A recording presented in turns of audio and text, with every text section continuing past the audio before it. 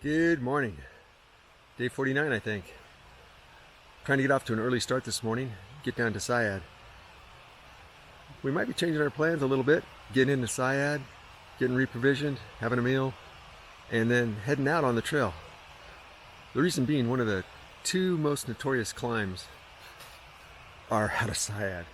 Seiad's, in that first 10 miles, it climbs over 4,500 feet, which is a lot. So Top Rock last night was thinking, hey, instead of going into town and staying like I'd planned, maybe we should just go into town and get started up that hill and get, 2 to 5 miles up the hill, camp for the night, and then finish it off the next day. I think it's a good plan, but we got to get 14 miles into town first to do that, so we'll see how things go. Anyway, come along. Let's find out what the day presents to us.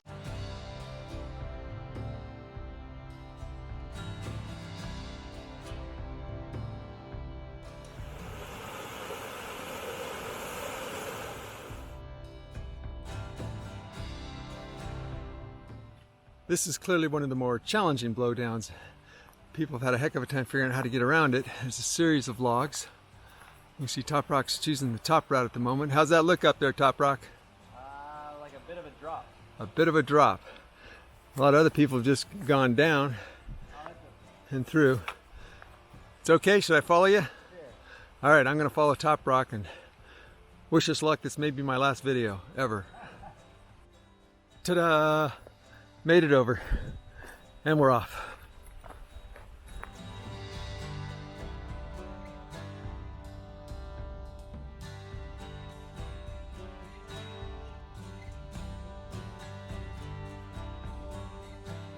Today's relive is going to be missing the first 3.5 miles of our trip. Sorry about that, folks. I must have got distracted when I was starting out this morning. We are finally getting where there's a little bit of sun. That's not necessarily a good thing because we're plenty hot. We've been hopping over blowdown after blowdown and walking through really tight shrubbery. Some places, you can't see the ground because the shrubbery is so thick. Other places like we're at right now, we got a few feet of real easy walking. Anyway, see you down the trail.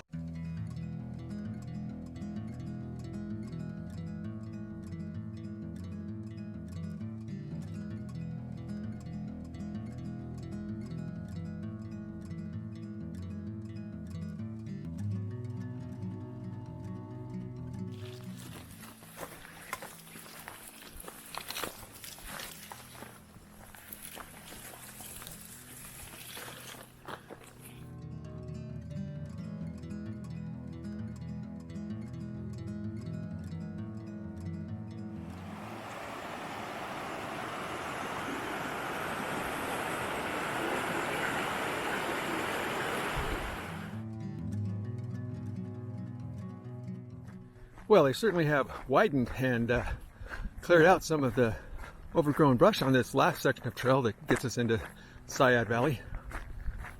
Yeah, unfortunately it's a road walk from here to town. I think it's about 6 miles, I'm guessing. Maybe more.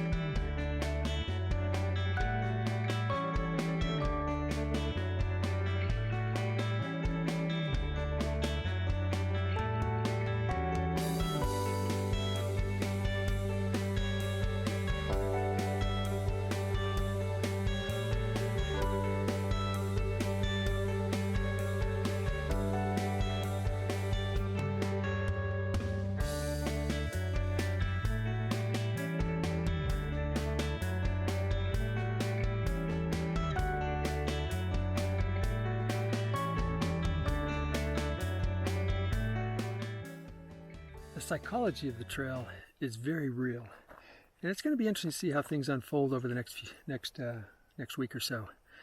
You'll recall we came off of Tuolumne Meadows in 2019, basically because we were saturated. Top Rock was where he'd look at something that we all know is spectacularly beautiful and just kind of go, whatever. So we got off trail. And then we waited to come back on until, we'd seen enough ugly in town and we're ready to see the beauty of the trail again. And it has been beautiful. However, one of the things we're running into now is Top Rock, like many of his generation, they're experience driven, and he likes new experiences. He likes to discover, new things and try new things and keep changing things up. And the trail has become kind of monotonous. Normally we'd be looking for like new flowers, and he's found lots of flowers, but for the last couple 100 miles, we're finding many fewer new things there. And I think it all kind of started when we were in the Trinity Alps, because in the Trinity Alps, the valleys started to get repetitive. And each one looked like, you come around a corner, it's another nameless mountain with another lake in the bottom with another valley you walk around and repeat. And so the landscape was becoming monotonous. And now the flowers have got monotonous, and now the animals. We're not seeing any new animals either. Although we have seen some interesting things, and the berries are new. So it's not completely devoid of new experiences, but fewer and fewer. And I know for sure we're this close to the Oregon border. He's going to want to complete all of California for sure, but I'm not sure what he's going to think about after that. And I think some of what fed into it was when we learned that there's a 150-mile section in Oregon that really we can't do, and he's very big on completion, total completion. So the fact that he can't do that part, I think he might be of a mindset to say, well, let's skip it for a couple of years while they clear the trail and get the fire section open, and then we'll do it later. But then again, you might want to just keep going too. So we'll see how things play out over the next week. We have started climbing out of Seiad Valley now. It's a pretty intense hike. We're going to spend the night here at this first little campground on the way up the hill, and then tomorrow morning hit it early and finish climbing the hill. Like I said, it's notorious. It's one of the two biggest climbs.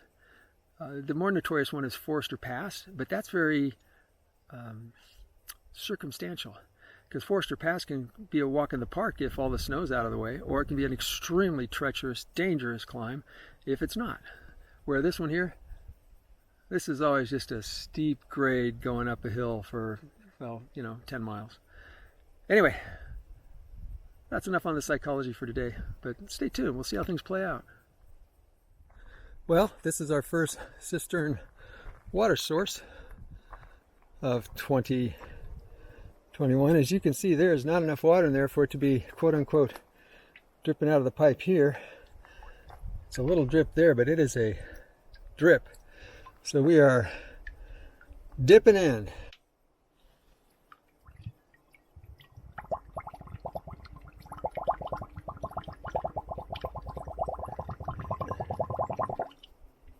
And I can see where you get 10 hikers a day, and there's more than that right now. Yeah, hopefully this drips enough during the night that it fills up some more, because it won't last. Well, folks, we're calling it early today. Sort of. Feels like a long day. It feels like a long day. We've done almost 16, a little less than 16 miles. 15.8. And we did go to Seiad Valley. There was a lot of road work to get there. But road walking. But we found this site. We're going to spend the night here. We're back on trail after leaving Seiad Valley. We've started up the super nasty climb. We've only come up about a mile, but it's enough of a climb to say we got to start on it. And it's super hot this afternoon. It's 94 degrees, so we're not going to push it any further today, given the water and the campsites. But hopefully we get up early tomorrow morning and get moving. But as for tonight, there's a little view out there of where the Klamath River runs through the valley, but you can't see the Klamath River from here. Anyway, I'm sure that's TMI. But anything else to add for the day, Top Rock? He just said, all right, happy trails, fair winds.